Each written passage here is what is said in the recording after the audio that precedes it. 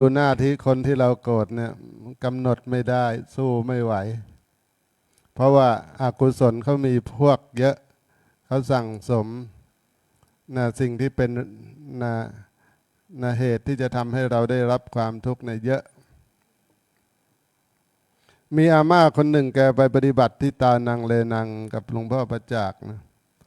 แล้วถามอาม่าวันนี้ปฏิบัติเป็นยังไงบ้างอาม่าเวลาเดินซ้ายย่างหนอนั่งสมาธิพองหนอยุบหนอได้กำหนดไหมอาม่าบอกไม่ได้กำหนดเจ้าค่ะอ้าวทำไมไม่ได้กำหนดอาม่าขี้เกียจเจ้าค่ะอาม่าอยากมาปฏิบัตินะอาศัยความอยากนำร่างกายและก็จิตใจมาปฏิบัติแต่อาศัยความขี้เกียจในการเป็นอยู่ในการปฏิบัติอาม่าจึงมาพร้อมกับความอยากและก็กลับไปพร้อมกับความขี้เกียจไม่ได้อะไรกลับไปเลยอ้าวหลวงพ่อประจักษ์บอกใหม่อาม่าเวลาขี้เกียจเอาใหม่นะอาม่าดูที่ใจและกำหนดว่าขี้เกียจหนอขี้เกียจหนอขี้เกียจหนอวันรุ่งขึ้นมาสอบอารมณ์ใหม่อาม่าเป็นยังไงบ้างวันนี้เวลาขี้เกียจได้กำหนดไหมอาม่าไม่ได้กำหนดเจ้าค่ะอ้าวทำไมไม่ได้กำหนดละอาม่าขี้เกียจเจ้าค่ะอ้าวแสดงว่าเราเหมือนกันที่มาปฏิบัติบางทีไอ้ความขี้เกียจที่มันเกิดขึ้นในใจถ้าเราอยากจะปฏิบัติกรรมฐานต้องกำหนดพอกำหนดปุ๊บสติเกิดขึ้นแทนกรรมฐานเกิดขึ้นแทนทุกข์ดับไปความขี้เกียจหายไปเราไม่ต้องกำหนดให้มันหายนะแต่ว่ากำหนดเข้าไปรู้จักเฉยๆอย่างที่พระพุทธเจ้าได้ตรัสไว้ว่าทุกมีหน้าที่กำหนดรู้ทุกสิ่งทุกอย่างที่อยู่บนโลกเนี่ยไม่ว่าจะเป็นกายใจทุกสิ่งทุกอย่างอารมณ์ต่างๆอะไรก็แล้วแต่คือสภาวะคือสิ่งที่เราเรียกว่าทุกนะทุกสิ่งทุกอย่างที่ว่าอยู่บนโลกเนี่ยถามว่าทำไมถึงเรียกว่าทุกข์เพราะว่ามีสภาวะเปลี่ยนแปลงแปรปรวนไม่สามารถทนอยู่สภาพเดินได้อันนี้จึงเรียกว่าทุกข์เรามีหน้าที่คือกำหนดรู้ทุกข์เหล่านั้นให้เห็นตามความเป็นจริงเมื่อเรากำหนดรู้ทุกข์แล้วเราเห็นว่าทุกข์นั้นมันก็เกิดขึ้นตั้งอยู่ดับไปเกิดขึ้นตั้งอยู่ดับไปความยึดมั่นถือมั่นบางคนเคยยึดแน่นๆนะต่อไปไอ้ความยึดนั้นมันก็จะน้อยลงนะความยึดนั้นมันก็จะเบาลงความยึดนั้นมันก็จะหมดไปจากใจเราได้นะวันนี้ก็ได้เวลาวันนี้เป็นวันโกนเนาะในช่วง20:00ก็ใช้เสียงประชาสัมพันธ์ให้รู้ถึงกิจกรรมของทางวัดที่เราจะได้ร่วมกันนายโยคีสามเณรแม่ชีโยคีมาร่วมกันสมาทานศีลรับศีลแล้วก็ฟังธรรมนะวันนี้องค์นำสวดมนต์ลาป่วยเดี๋ยวให้หลวงพี่นำแทนนะท่านเดือนก็ป่วยผมก็ไม่มีเสียงเหมือนกันแต่ว่ามาฝืนพูดก็คิดว่าถ้าตายก็คงจะตายในหน้าที่อยู่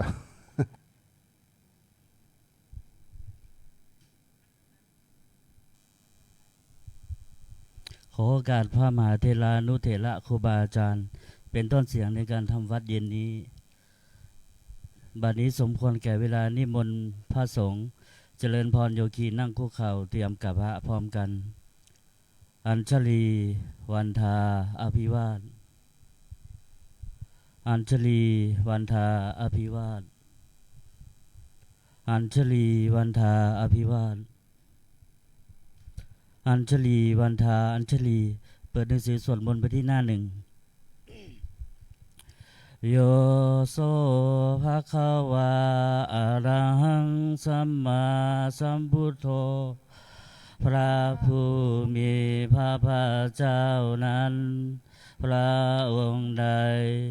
เป็นพระอรหันต์ดับเพลิงกิเลสเพลิงทุกข์สิ้นเชิงตรัสรู้ชอบได้ด้วยพระองค์เองสวากขาโตเยนะภะคะวะตาธัมโมพระธร รรมเป็นธรรมอันพระผู้มีพระภาคเจ้าพระองค์ใดตรัสไว้ดีแล้วสุปฏิปันโนยัสสะภะคะวะโตสาวกสังโฆพระสงฆ์สาวกของพระผู้มีพระภาคเจ้าพระองค์ใดปฏิบัติดีแล้วตัมมยังภะคะวันตังสะธัมมังสะสังฆังอิเมหิสกาเลหิยะทาละหังอาโลปิเตหิอภิปูชยามะข้าพระเจ้าทั้งหลายขอบูชาอย่างยิ่งซึ่งพระผู้มีพระภาคเจ้าพระองค์นั้นพร้อมทั้งพระธรรมและพระสงฆ์ด้วยเครื่องสักการะทั้งหลายเหล่านี้อันยกขึ้นตามสมควรแล้วสาธุโนพันเตภควาสุจิระปรินิพุโตปิข้าแต่พระองค์ผู้เจริญพระผู้มีพระภาคเจ้าแม้ปรินิพพานนานแล้วทรงสร้างคุณอันสำเร็จประโยชน์ไว้แก่ข้าพระเจ้าทั้งหลายปัจฉิมาชนะตานุกรรมปมานาสาทรงมีพระหฤทัยอนุเคราะห์แก่พวกข้าพระเจ้าอันเป็นชนรุ่นหลังอิเมสกาเลทุกขตาปันนากาลภูเตปฏิคันหาตุขอพระผู้มีพระภาคเจ้าจงรับเครื่องสักการะอันเป็นบรรณาการของคนยากทั้งหลายเหล่านี้อัมหากังดีคารตังหิตายะสุขายะเพื่อประโยชน์และความสุขแก่ข้าพระเจ้าทั้งหลายตลอดกาลนานเทินอรหังสัมมาสัมพุทโธภควาพระผู้มีพระภาคเจ้าเป็นพระอรหันต์ดับเพลิงกิเลสเพลิงทุกข์สิ้นเชิงตรัสรู้ชอบได้ด้วยพระองค์เองพุทธังภควันตังอภิวาเทมิข้าพระเจ้าอภิวาทพระผู้มีพระภาคเจ้าผู้รู้ผู้ตื่นผู้เบิกบานสวากขาโตภควตาธัมโมพระธรรมเป็นธรรมที่พระผู้มีพระภาคเจ้าตรัสไว้ดีแล้วธัมมังนามัสสามิข้าพระเจ้านมัสการพระธรรมสุปฏิปันโนภควโตสาวกสังโฆพระสงฆ์สาวกของพระผู้มีพระภาคเจ้าปฏิบัติดีแล้วสังฆังนามามิข้าพระเจ้านอบน้อมพระสงฆ์หันธรรมยังพุทธัสสะภะคะวะโตบุพภาคณามะการังกโรมาเซนะโม ตัสสะภะคะวะโตขอนอบน้อมแด่พระผู้มีพระภาคเจ้าพระองค์นั้นอะระหะโตซึ่งเป็นผู้ไกลจากกิเลสสัมมาสัมพุทธัสสะตรัสรู้ชอบได้ด้วยพระองค์เอง นะโมตัสสะภะคะวะโตขอนอบน้อมแด่พระผู้มีพระภาคเจ้าพระองค์นั้นอะระหะโตซึ่งเป็นผู้ไกลจากกิเลสสัมมาสัมพุทธัสสะตรัสรู้ชอบได้ด้วยพระองค์เองนะโมตัสสะภะคะวะโตขอนอบน้อมแด่พระผู้มีพระภาคเจ้าพระองค์นั้นอะระหะโตซึ่งเป็นผู้ไกลจากกิเลสสัมมาสัมพุทธัสสะตรัสรู้ชอบได้ด้วยพระองค์เองเปิดหนังสือสวดมนต์ไปที่หน้า19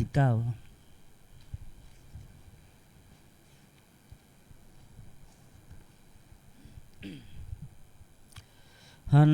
ธรรมยังพุทธานุสตินายังกโรมาเซตังโค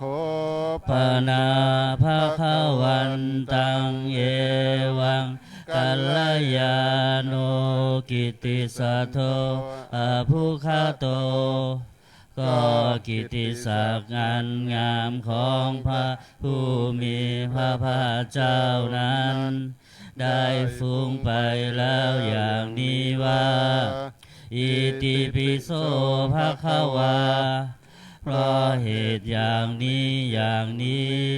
พระผู้มีพระภาคเจ้านั้นอะระหังเป็นผู้ไกลจากกิเลสสัมมาสัมพุทโธเป็นผู้ตรัสรู้ชอบได้ด้วยพระองค์เองวิชาจารณะสัมปันโนเป็นผู้ถึงพร้อมด้วยวิชาและจารณะสุขโตเป็นผู้ไปแล้วด้วยดีโลกวิทูเป็นผู้รู้โลกอย่างแจ่มแจ้งอรุตตโรปุริสธรรมสารถีเป็นผู้สามารถฝึกบุรุษที่สมควรฝึกได้อย่างไม่มีใครยิ่งกว่าสัทธาเทวมนุษย์สานังเป็นครูผู้สอนของเทวดาและมนุษย์ทั้งหลายพุทโธเป็นผู้รู้ผู้ตื่นผู้เบิกบานด้วยธรรมภควาติเป็นผู้มีความจำเริญจำแนกธรรมสั่งสอนสัตว์ดังนี้หันธรรมยังพุทธาภิกขิติงกโรมาเซพุทธวาลาหันตาวรตาทิคุณาภิยุโตพระพุทธเจ้าประกอบด้วยคุณมีความประเสริฐแห่งอรหันตคุณเป็นต้นสุทาพิยานการุณาหิสัมมาคัตตโตพระองค์อันประกอบด้วยพระญาณและพระกรุณาอันบริสุทธิ์โพเทสิโยชุชนะตังกามรังวาสุโรพระองค์ใดทรงกระทำชนที่ดีให้เบิกบานดุจอาทิตย์ทำบัวให้บานวันธามหังตมรนังศิรสาชิเนทังข้าพระเจ้าไหว้พระชินสีผู้ไม่มีกิเลสพระองค์นั้นด้วยเสียงกล่าวพุทโธโยสัพพปานินังสารนังเขมมุตตมังพระพุทธเจ้าพระองค์ใดเป็นสารณะอันเกษมสูงสุดของสัตว์ทั้งหลาย ปัทมานุสติฐานังวันทามิตังสิเลนะหังข้าพระเจ้าไหว้พระพุทธเจ้าพระองค์นั้นอันเป็นที่ตั้งแห่งความระลึกองค์ที่หนึ่งด้วยเสียงก้าวพุทธัสสะหัสสมิทาโสวะพุทโธเมสามิกิสโรข้าพระเจ้าเป็นทาสของพระพุทธเจ้าพระพุทธเจ้าเป็นนายมีอิสระเหนือข้าพระเจ้าพุทโธทุกขาสาคาตาจาวิทาตาจาหิตัสสเมพระพุทธเจ้าเป็นเครื่องกำจัดทุกข์และทรงไว้ซึ่งประโยชน์แก่ข้าพระเจ้าพุทธัสสะหังนิยาเทมิสรีรันชีวิตันจิทังข้าพระเจ้ามอบกายถวายชีวิตนี้แด่พระพุทธเจ้าวันทันโตหังจริสามิพุทธเสวสุโพธิตังข้าพระเจ้าผู้ว่าอยู่จากประพฤติตามซึ่งความตรัสรู้ดีของพระพุทธเจ้านัตถิเมสรนังอัญญังพุทโธเมสรนังวะลังสรณะอื่นของข้าพระเจ้าไม่มีพระพุทธเจ้าเป็นสรณะอันประเสริฐของข้าพระเจ้าเอเตนะสัจวัจเจนะวัตตยังสัทธุสาสเนด้วยการกล่าวคำสัตย์นี้ข้าพระเจ้าพึงเจริญในพระศาสนาของพระศาสดาพุทธังเมวันธมาเนนะยังปุญญังปัสสุตังอิทาข้าพระเจ้าผู้ว่าอยู่ซึ่งพระพุทธเจ้าได้ขวนขวายบุญใดในบัดนี้สัพเพปิอันตรายาเมมาเหสุตัสสะเตชะสาอันตรายทั้งปวงอย่าได้มีแก่ข้าพระเจ้าด้วยเดชแห่งบุญนั้นกายเยนะวาจายาวะเจตสาวาด้วยกายก็ดีด้วยวาจาก็ดีด้วยใจก็ดีพุทเทกุกัมมังปะกาตังมายายังกำหน้าที่เตือนอันใดที่ข้าพระเจ้ากระทำแล้วในพระพุทธเจ้าพุทโธปฏิคันหตุอาชยันตังขอพระพุทธเจ้าจงงดซึ่งโทษล่วงเกินนันนะกาลันตะเลสังวลิตุงวะพุทเทเพื่อการสำรวมระวังในพระพุทธเจ้าในการต่อไปหันธรรมยังธรรมานุสตินายังกะโลมาเสขาโตภะคะวะตาธัมโมพระธรรมเป็นสิ่งที่พระผู้มีพระภาคเจ้าตรัสไว้ดีแล้วสันทิฏฐิโกเป็นสิ่งที่ผู้ศึกษาและปฏิบัติพึงเห็นได้ด้วยตนเองอาการิโกเป็นสิ่งที่ปฏิบัติได้และให้ผลได้ไม่จำกัดการเอหิปัสสิโกเป็นสิ่งที่ควรกล่าวกับผู้อื่นว่าท่านจงมาดูเถิดโอปานายิโกเป็นสิ่งที่ควรน้อมเข้ามาใส่ตัวปัจจตังเวทิตัสโพวินโยหิติเป็นสิ่งที่ผู้รู้ก็รู้ได้เฉพาะตนดังนี้หันธรรมยังธรรมาภิขิติงกโรมาเส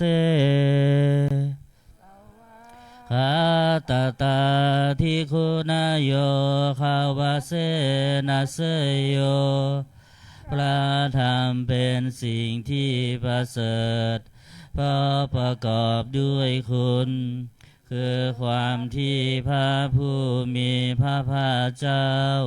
ตรัสไว้ดีแล้วเป็นต้นโยมาคาปากปริยาติวิโมคเพโทเป็นธรรมมันจำแนกเป็นมรรคผลปริยัติและนิพพานธัมโมกุโลกปัตตนาตถาทาลิทาลีเป็นธรรมทรงไว้ซึ่งผู้ทรงธรรมจากการตกไปสู่โลกที่ชั่ววันธามหังตามหาลังวาลธรรมเมตังข้าพระเจ้าไหว้พระธรรมอันประเสริฐนั้นอันเป็นเครื่องขจัดเสียซึ่งความมืดธัมโมโยสัพพปานินังสารนังเขมมุตตมังพระธรรมใดเป็นสารณะอันเกษมสูงสุดของสัตว์ทั้งหลายทุติยานุสติฐานังวันทามิตังสิเลนะหังข้าพระเจ้าไหว้พระธรรมนั้นอันเป็นที่ตั้งแห่งความระลึกองค์ที่สองด้วยเสียงก้าวธรรมาสาหัสมิทาโสวะธัมโมเมสามิกิสโรข้าพระเจ้าเป็นทาสของพระธรรมพระธรรมเป็นนายมีอิสระเหนือข้าพระเจ้าธัมโมทุกขาสหาตาจวิทาตาจหิตัสเมพระธรรมเป็นเครื่องกำจัดทุกข์และทรงไว้ซึ่งประโยชน์แก่ข้าพระเจ้าธรรมาสาหังนิยาเทมิสรีรันชีวิตันจิทังข้าพระเจ้ามอบกายถวายชีวิตนี้แด่พระธรรมวันทันโตหังจริสามิธรรมัสเสวสุธรรมตังข้าพระเจ้าผู้ไว้อยู่จากประพฤติตามซึ่งความเป็นธรรมดีของพระธรรมนัตถิเมสารนังอัญญังธัมโมเมสารนังวะลังสารณะอื่นของข้าพระเจ้าไม่มีพระธรรมเป็นสารณะอันประเสริฐของข้าพระเจ้าเอเตนะสัจวัชเชนะวัตตยังสัตถุสาสเนด้วยการกล่าวคำสัตย์นี้ข้าพระเจ้าพึงเจริญในพระศาสนาของพระศาสดาธัมมังเมวันธรรมาเนนะยังปุญญังปสุตังอิทาข้าพระเจ้าผู้ไว้อยู่ซึ่งพระธรรมได้ขวนขวายบุญใดในบัดนี้สัพเพปิอันตรายาเมมาเหสุงตัสสะเตชะสาอันตรายทั้งปวงอย่าได้มีแก่ข้าพระเจ้าด้วยเดชแห่งบุญนั้นกายเยนะวาจายวเจตสาวาด้วยกายก็ดีด้วยวาจาก็ดีด้วยใจก็ดีธัมเมกุกัมมังปะกตังมยายังกรรมหน้าที่เตือนนั้นใดที่ข้าพระเจ้ากระทำแล้วในพระธรรมธัมโมปฏิคันหตุอัจจยันตังขอพระธรรมจงงดซึ่งโทษล่วงเกินนั้นกาลันตะเลสังวลิตุงวะธรรมเมเพื่อการสำรวมระวังในพระธรรมในการต่อไป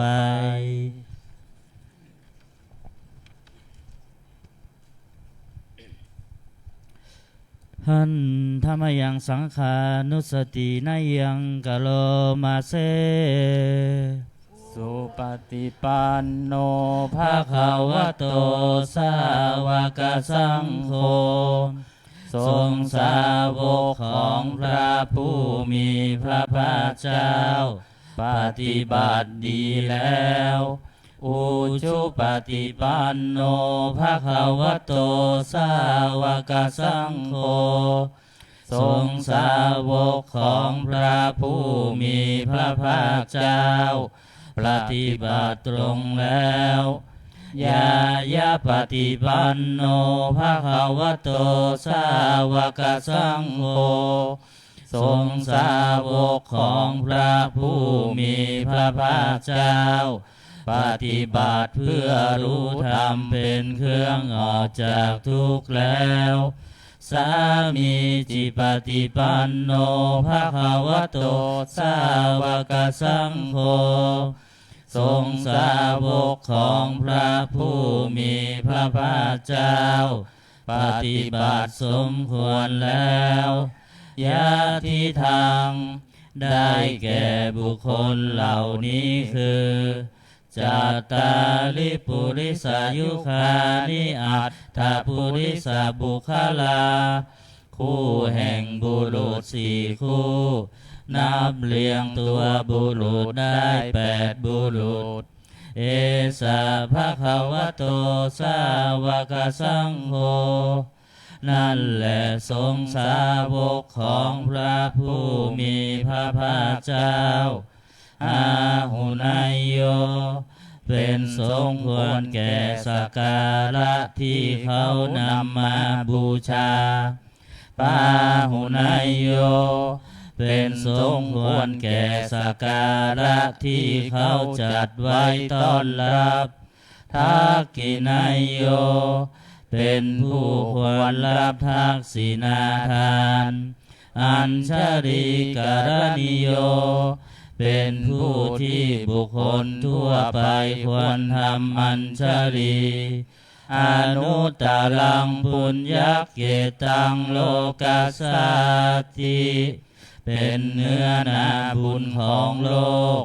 ไม่มีนาบุญอื่นยิ่งกว่าดังนี้หันธรรมยังสังขาภิกิติงกโรมาเซ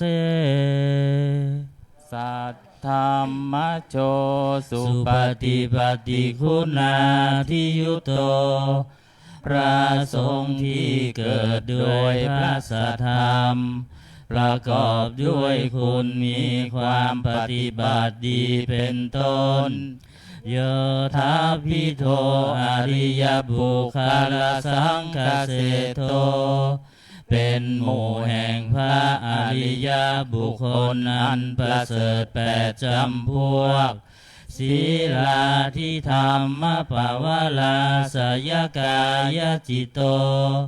มีกายและจิตนันอาศัยธรรมมีศีลเป็นต้นนันบว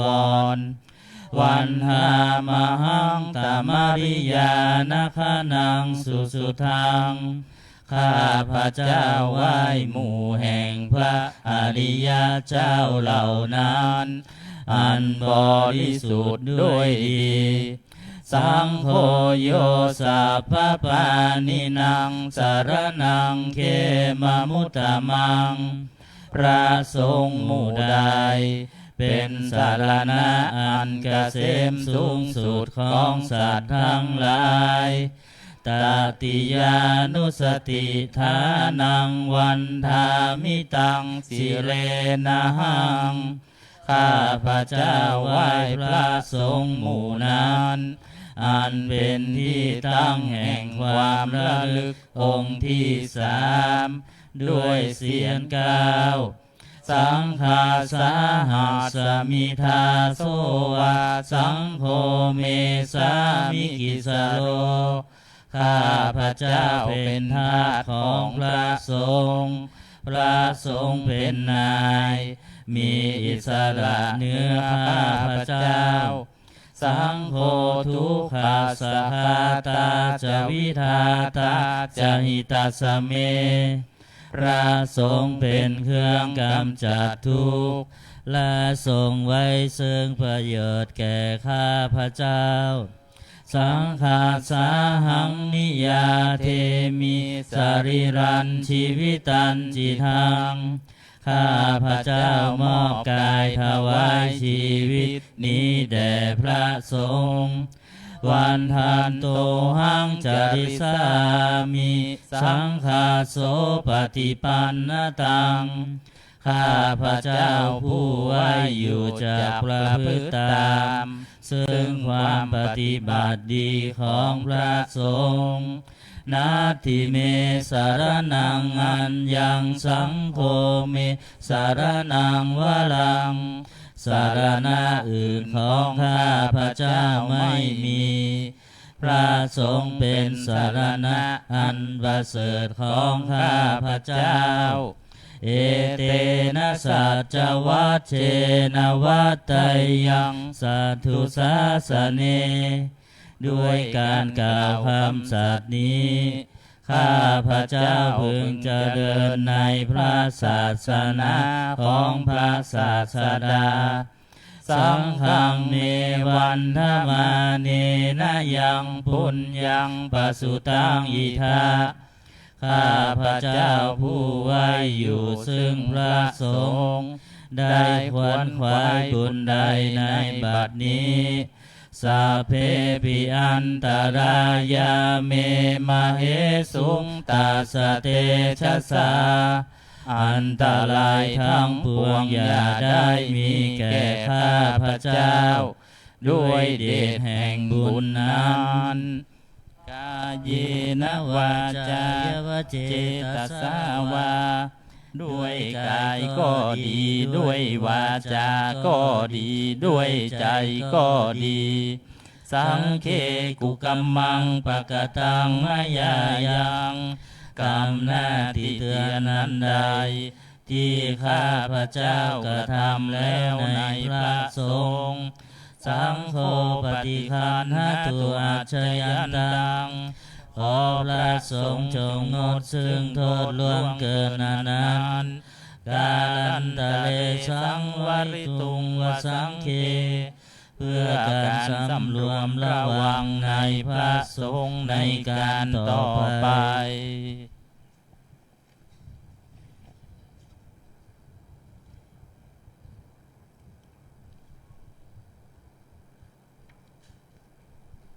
เปิดหนังสือสวดมนต์พิธีหน้า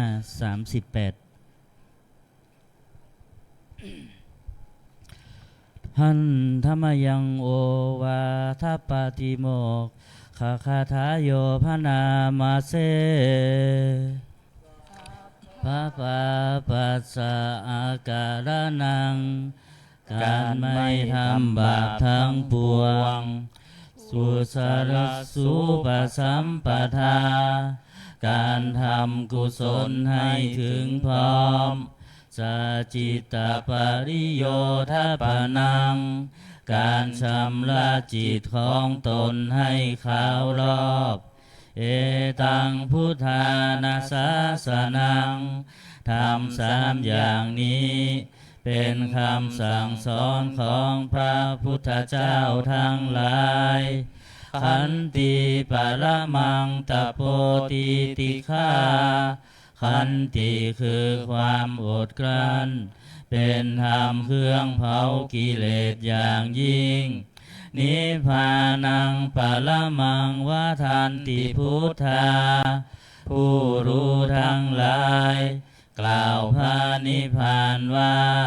เป็นธรรมอันยิ่งนาหิปัปภาชิโตปรูปคาติผู้กำจัดสัตว์อื่นอยู่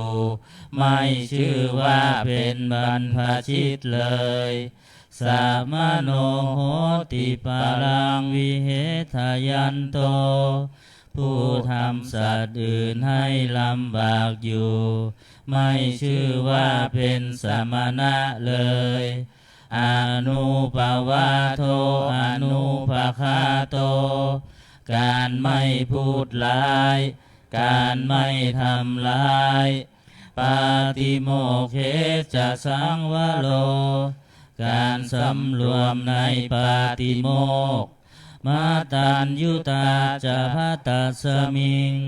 ความเป็นผู้รู้ประมาณในการบริโภคปันตัญจะสยนาสนังการนอนการนั่งในที่อันสงัดอาทิจิเต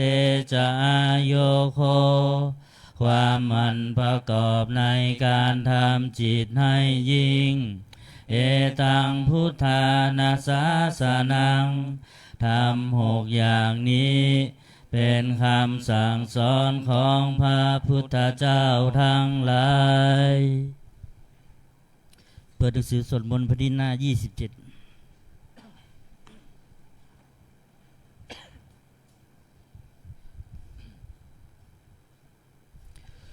หันธรรมยังอติตปัจเจเวคณปาทันพนามาเสอาชมยาอัปปาเจเวคิตวายังจีวรังปริพุตังจีวรใดอันเรานุ่งห่มแล้วไม่ทันพิจารณาในวันนี้ตังยาวะเทวาสิตัสสะปฏิฆาตายะจีวรนั้นเรานุ่งห่มแล้วเพียงเพื่อบำบัดความหนาวอุณหาสะปฏิฆาตายะเพื่อบำบัดความร้อนดังสมกสวาตาตปสิริงสัพพสัมผัสสานังปฏิฆาตายะเพื่อบำบัดสัมผัสนั้นเกิดจากเรือกยุงลมแดดและสัตว์เลื้อยคลานทั้งหลายยาวะเทวาหิลิโกปินาปฏิชาทานาทังและเพียงเพื่อปกปิดอวัยวะอันให้เกิดความละอายอาชมยาอัปปาจเวคิตวายโยบินทปาโตปริพุตโตบิณฑบาตใดอันเราฉันแล้วไม่ทันพิจารณาในวันนี้โสเนวาทวายาบิณฑบาตนั้นเราฉันแล้วไม่ใช่เป็นไปเพื่อความเพลิดเพลินสนุกสนานนามาทายาไม่ใช่เป็นไปเพื่อความเมามันเกิดกำลังพลังทางกายนามันธนายะไม่ใช่เป็นไปเพื่อประดับนาวิภูสนายะไม่ใช่เป็นไปเพื่อตกแต่งยาวะเทวะอิมาสกายสถิติยาแต่ให้เป็นไปเพื่อความตั้งอยู่ได้แห่งกายนี้ยาปนายะเพื่อความเป็นไปได้ของอัตภาพวิหิสุภรติยาเพื่อความสิ้นไปแห่งความลำบากทางกายพรหมจาริยานุคาหายะเพื่ออนุเคราะห์แก่การประพฤติพรหมจรรย์อิติปุรานันจะเวทานังปฏิหังคามิด้วยการทำอย่างนี้เรายอมระงับเสียได้ซึ่งทุกขเวทนาเก่าคือความหิวนาวันจะเวทานังนาอุปาเทสามิและไม่ทำทุกขเวทนาไม่ให้เกิดขึ้นยาตราจะเมภวิสติอนวัชตาจะพาสุวิหารโรจาติอันหนึ่งความเป็นไปด้วยสะดวกแห่งอัตภาพนี้ด้วยความเป็นผู้หาโทษมิได้ด้วยและความเป็นอยู่ด้วยพระสุขด้วยจากมีแก่เราดังนี้ อาชมยาอัปปะเจเวคิตาวายังเสนาสนังปริพุตังเสนาสนะใดเราใช้สอยแล้วไม่ทันพิจารณาในวันนี้ตังยาวะเทวาสิตัสสะปฏิฆาตายะเสนาสนะนั้นเราใช้สอยแล้วเพียงเพื่อบำบัดความหนาวอุณหัสสะปฏิฆาตายะเพื่อบำบัดความร้อน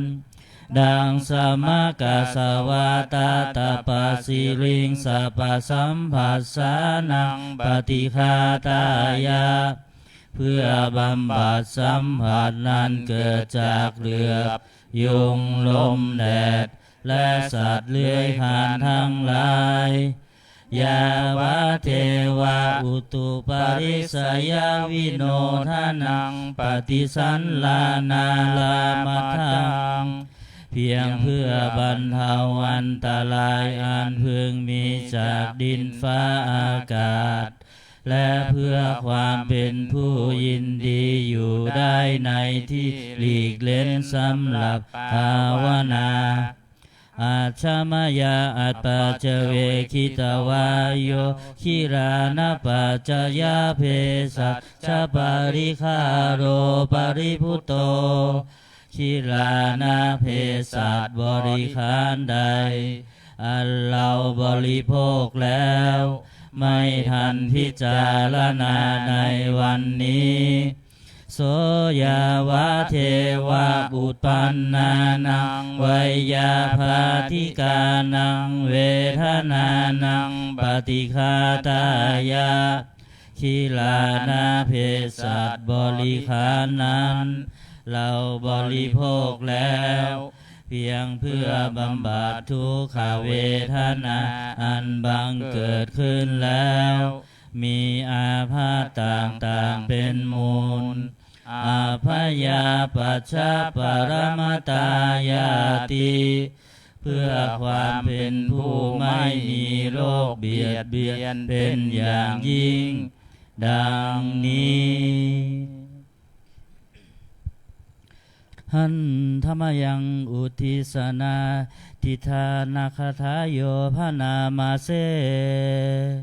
อิมินาปุญญกรรมเมนะด้วยบุญนี้อุทิศให้อุปัชฌายาคุณุตตลาอุปัชฌาย์ผู้เลิศคุณอาจาริยุปการาจาและอาจารย์ผู้เกื้อหนุนมาตาปิตาจยาตกาทั้งพ่อแม่และปวงญาติสุริโยจันทิมาราชาสุนจันและราชา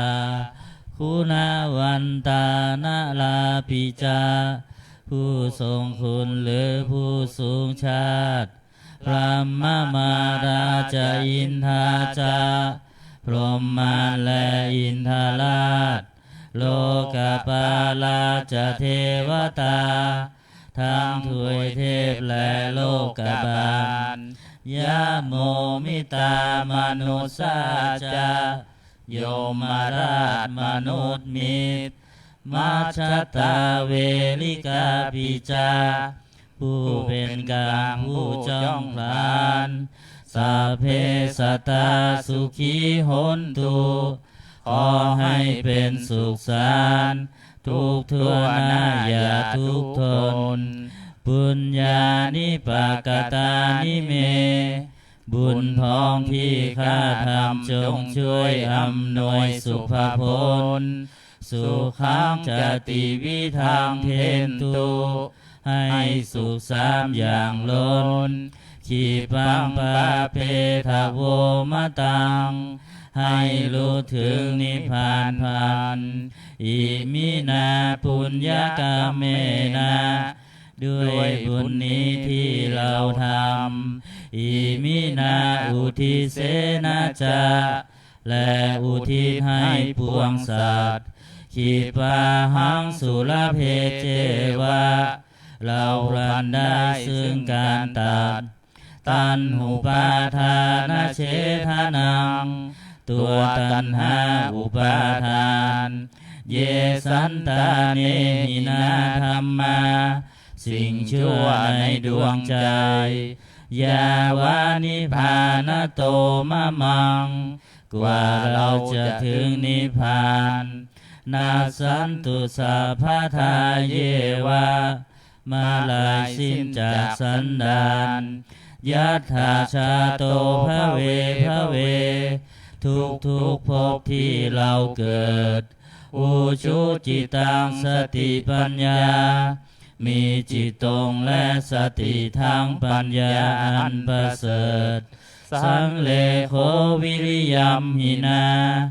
พร้อมทั้งความเพียรเลิศเป็นเครื่องขูดกิเลสหายมาลาลพันตุโนกาสังโอกาสอย่าพึงมีแก่หมู่มารสิ้นทั้งหลายกาตุนจาวิริเยสุเม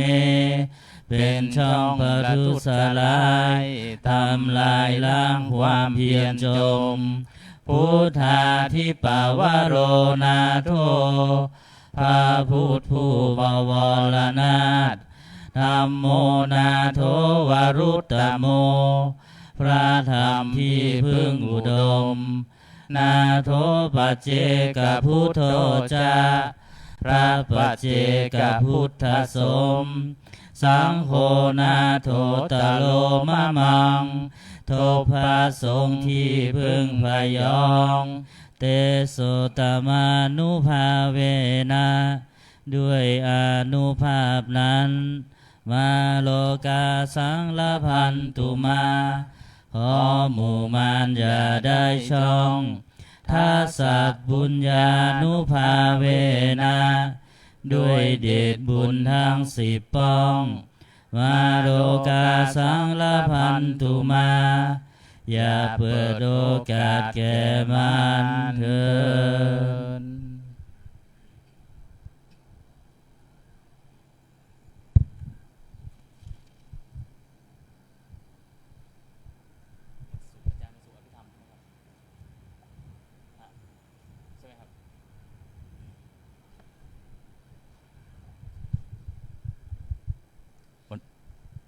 วันศุกร์สวดอภิธรรมใช่ไหมพระวันศุกร์อภิธรรมใช่ไหมสวดอภิธรรมใช่ไหมสวดอภิธรรมใช่ไหมวันศุกร์ฮะวันนี้อ่ะฮะไม่ใช่วันศุกร์อ่ะสวดอภิธรรมใช่ไหมใช่ไหมวันศุกร์อ่ะสวดอภิธรรมใช่ไหมตารางอ่ะใช่ไหมครับจำได้เหรอเปิดหน้า122เปิดหนังสือมนต์พิธีเล่มเหลืองหน้า122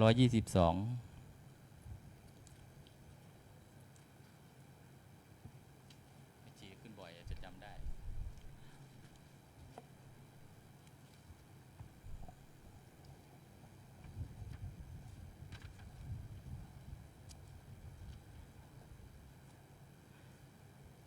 หน้า122นะ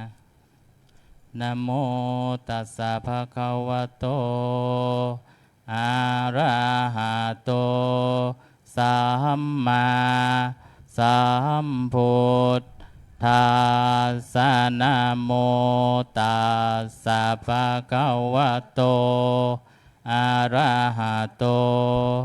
สัมมาสัมพุทธัสสะนะโมตัสสะภะคะวะโตอะระหะโตสัมมาสัมพุทธัสสะกุศลธรรมะอกุศลธรรมะอัปยากตาธรรมมากตาเมธรรมากุศลายาสมิงสามาเยกามาวาจารังกุศลังเจ จิตตังอุปันนังโหติโสมนัสสะสหกตังญาณสัมปยุตตังรูปา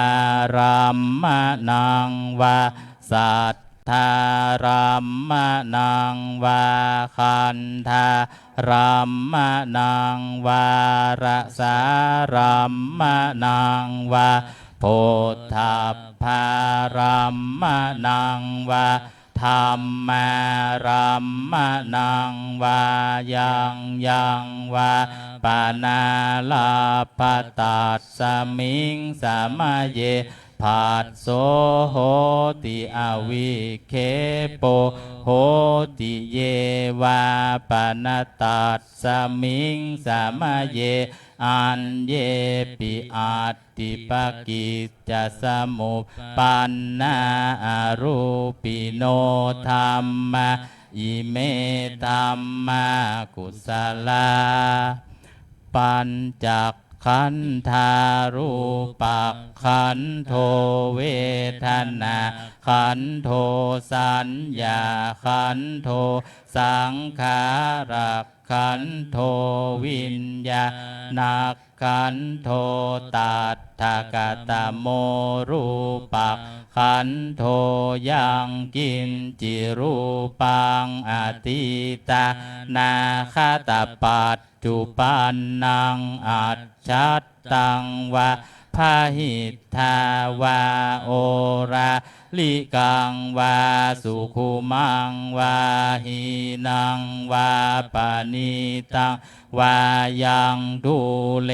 วาสันติเกวาตาเทกัจฉังอภิสันยุหิตาวา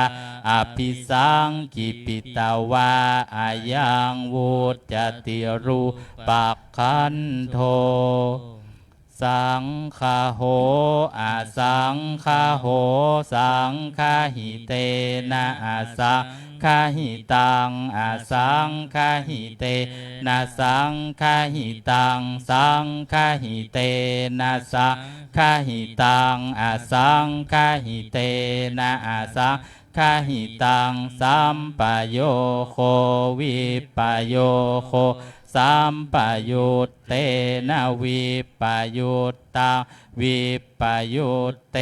นะสัมปยุตตังอาสังฆาหิตังชะปัญญัตติโยขันธปัญญัตติอายตนะปัญญัตติธาตุปัญญัตติสัจจะปัญญัตติอินทริยปัญญัตติปุคคลปัญญัตติกิตตาวตาปุคคลานังปุคคลปัญญัตติสามัยวิมุตโตอาสามัยวิมุตโต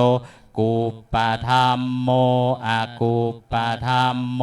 ปริหานธัมโมอปริหานธัมโมเจตนาภัพโพอนุลักขานาภัพโพปุถุชะโนโคตละภูพายุปะละโตอภายุปะระโตภัพพาคามโนอาภัพพาคามโนนิยโตอานิยโตปฏิปันนโกภะเลติโตอะระหะอะระหัตตายะปฏิปันโนปุคคโล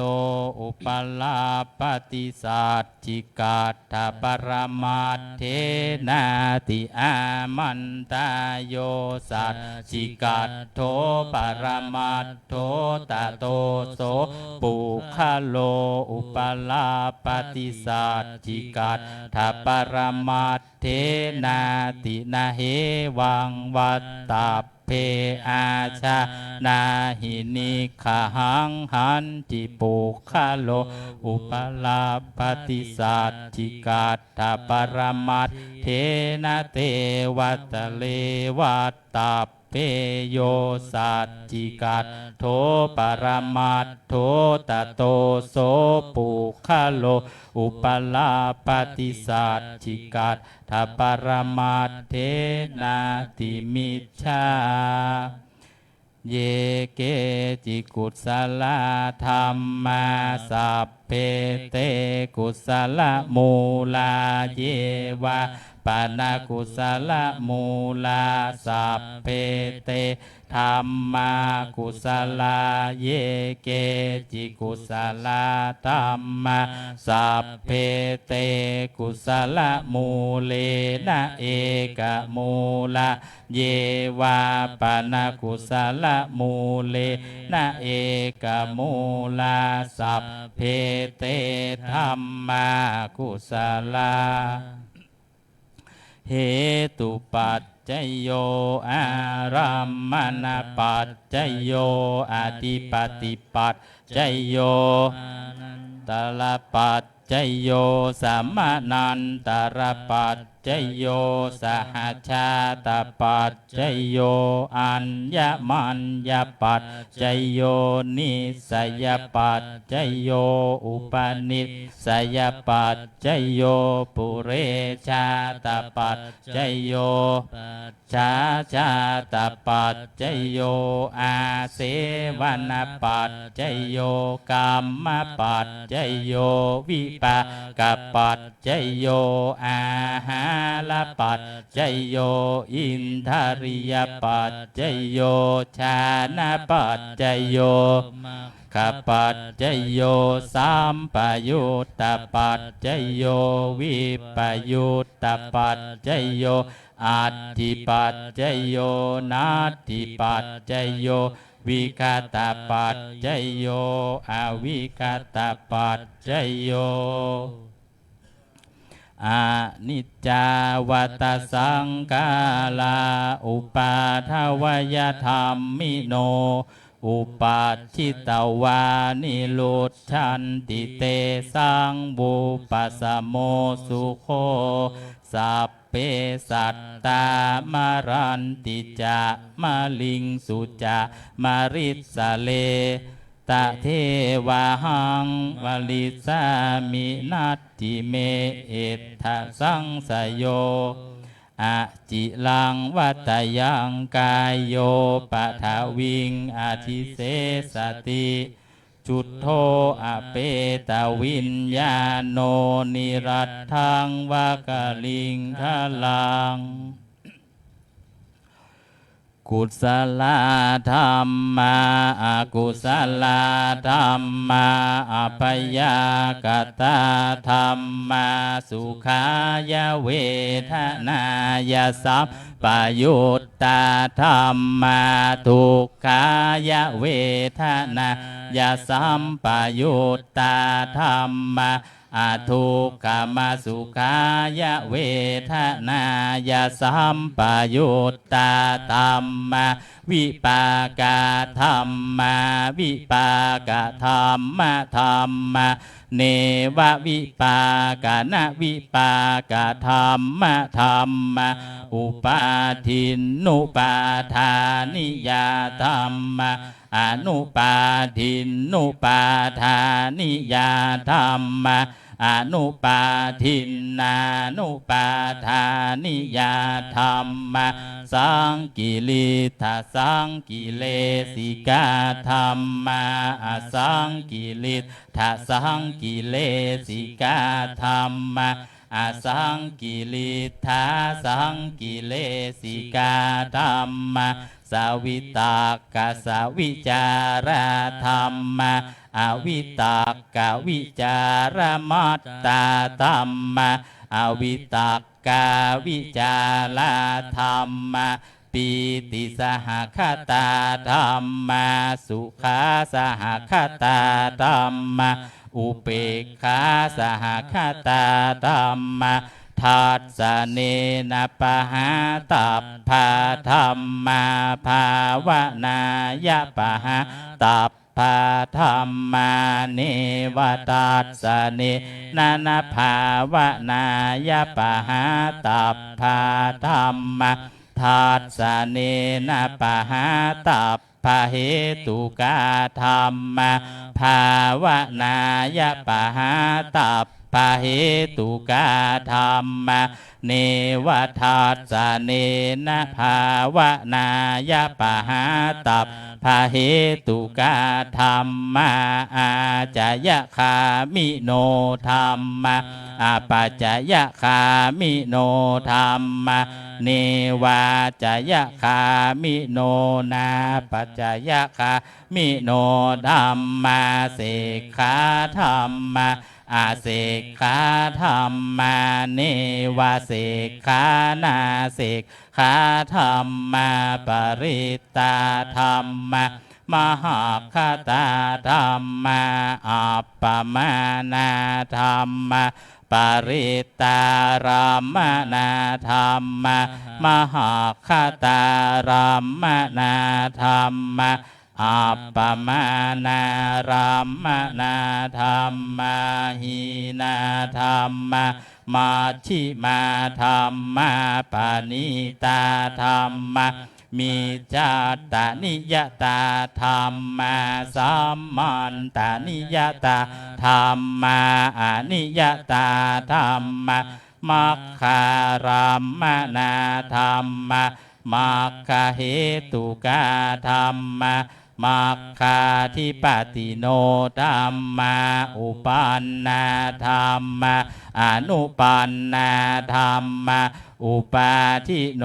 ธัมมาอติตาธัมมาอนาคตาธัมมาปัจจุปันนาธัมมาอติตารัมมนาธัมมาอนาคตาลัมมนาธัมมาปัจจุปันนารัมมนาธัมมาอาจัตตาธัมมาพหิทธาธัมมาอาจัตตาพหิทธาธัมมาอาจัตตารัมมนาธัมมาพหิทธารัมมนาธัมมาอาจัตตาพหิทธารัมมนาธัมมาสนิทาสนะสัพปติกาธัมมาอนิทัสสนะสัพปติกาธัมมา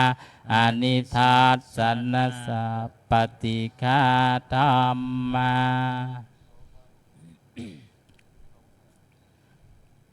เปิดหน้า135ครับ135อะทาสิเมอากาสิเมยาติมิตาสาขาจะเมเปตานังทักขินังทัจจาปุเปกตมนุสสรังนะหิรุนังวะโสโกวายาวันยาปาลิเทวนานาตังเปตานามัตทายะเอวังติทันติยาตโยอายัญจะโคทักขินาทินนาสังฆามหิสุปฏิติตาติการัตตาหิตายัสสะทานาโสอุปกัปปฏิโสยาติธัมโมจะยังนิทัสสิโตเปตานะปูชาจักตาอุราลาพลัญจะภิกขุนะมนุปะทินนางตุมเหหิปุญญาปัสสุตังอนัปปกันติภวันตุสัพพมังคลังลักขันตุสัพพะเทวตาสัพพะพุทธานุภาเวนัสสัทธาโสติภวันตุเตภวันตุสัพพมังคลังลักขันตุสัพพะเทวตาสัพพะธรรมานุภาเวนัสสัทธาโสติภวันตุเตภวันตุสัพพมังคลังลักขันตุสัพพะเทวตาสัพพะสังฆานุภ ภาเวนัสสัทธาโสทิภาวันตุเต หลังจากนี้เราจะได้นั่งเจริญจิตตภาวนาเป็นเวลาสักครู่นะครับ หลังจากนั้นเราจะได้แผ่เมตตาพร้อมกัน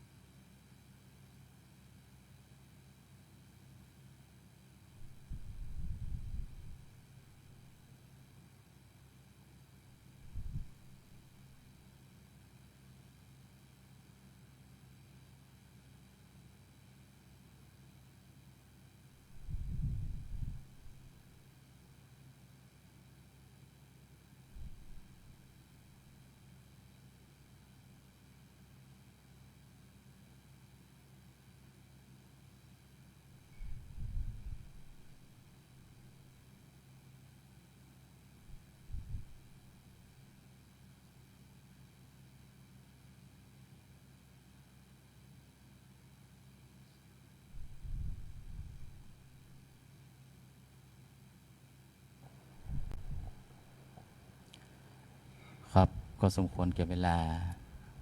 ตอนนี้เราได้เจริญจิตตภาวนาเป็นเวลา10 นาที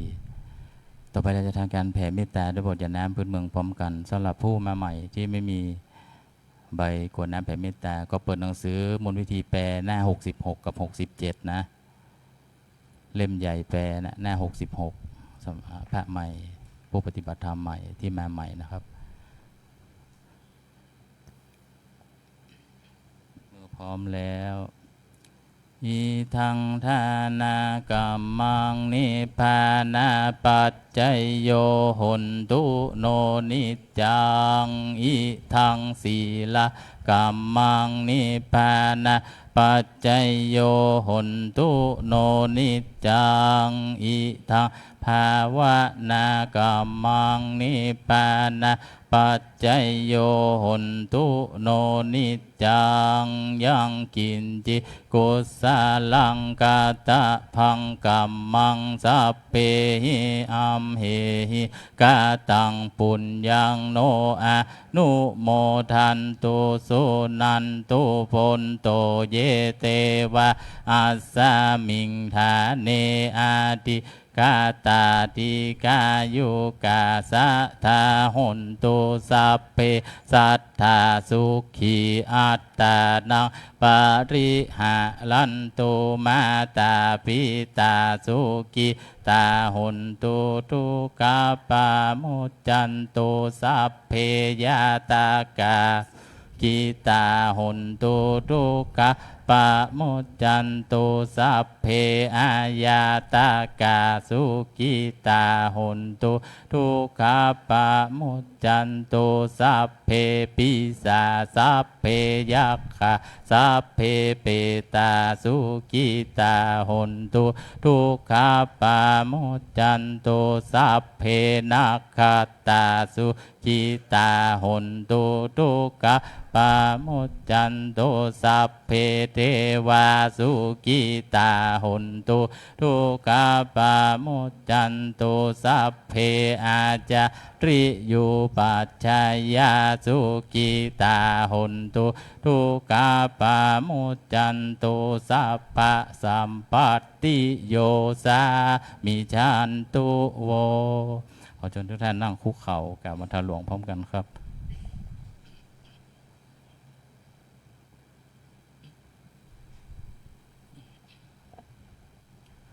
วันทามิพุทธังสัพพะเมวะโทสังฆามาตะเมพันเตวันทามิธัมมะสัพพะเมวะโทสังฆามาทะเมพันเตวันทามิสังฆังสัพพะเมวะขามะทะเมพันเตวันทามิคารุอุปัชฌายาจาลิเยสัพพะเมวะโทสังขามะทะเมพันเตวันทามิกัมมัฏฐานังสัพพะเมวะโทสังขามะทะเมพันเตวันทามิอาราเมภัทธสีมังสัพพะเมวะโทสังฆามะทะเมพันเตวันทามิเจติยังสัพพะสัพพัทธาเนสุปาติทิตาสาลีละธาตุมหาโพธิพุทธลูปังสกาลังสัทธานาคาโลเกเทวะโลเกพรหมะโลเกจัมพูทิเปลังกาทิเปสาลีละธาตุโยเกสาธาตุโยอาราหันตาธาตุโยเจติยังคันทะกุติงจาตุละสิติสาหัสเสธรรมะขันเทสัพเพสังปาทาเจติยังอาหังวันทามิสัพปาโสอัญชลีวันทาอภิวาอัญชลีวันทาอภิวาอัญชลีวันทาอภิวาอัญชลีวันทาอัญชลีขอให้ทุกท่านก้มหมอบกราบวันทาน้อยพระรัตนตรัยพร้อมกันครับ สาธุวันทามิพันเตสัพพังอาปาลาทังขามะทะเมพันเตมายังกาตังปุญญาสามินาอนุโมทิตาพังสามินากาตังปุญญาไมหังทาตาพังสาธุสาธุอนุโมทามิกราบลาพระรัตนตรัยพร้อมกันครับอะระหังสัมมาสัมพุทโธภะคะวาพุทธังภะคะวันตังอภิวาเทมิสวาคาโตภะคะวะตาธัมโมธัมมังนามัสสามิสุปฏิปันโนภะคะวะโตสังฆังนะมามินิมนต์พระสุสงฆ์หันหน้าไปทางพระเถระผู้อาวุโสสูงสุดในหมู่สงฆ์พระอาจารย์ที่มาจากแพร่นะครับจังหวัดจุฬานะครับมีพรรษา30 กว่าพรรษาพระภิกษุสงฆ์กับเสร็จสามเณรแม่ชีโยคีกับตามทีหลังนะครับอัญชลีวันทาพิว่าอัญชลีวันทาพิว่าอัญชลีวันทาอัญชลีวันทาอัญชลีขอเชิญแม่ชีและยุคีทุกท่านกราบพระมหาเถระพร้อมกันค่ะอัญชลีวันทาอภิวาอัญชลี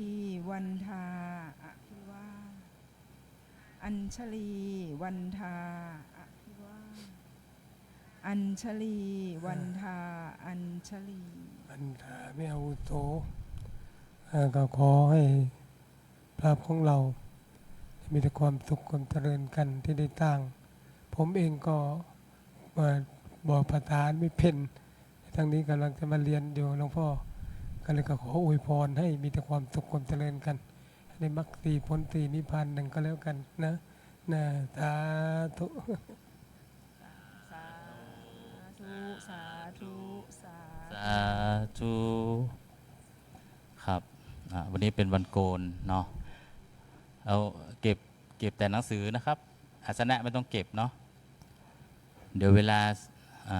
2 ทุ่มนะครับวัน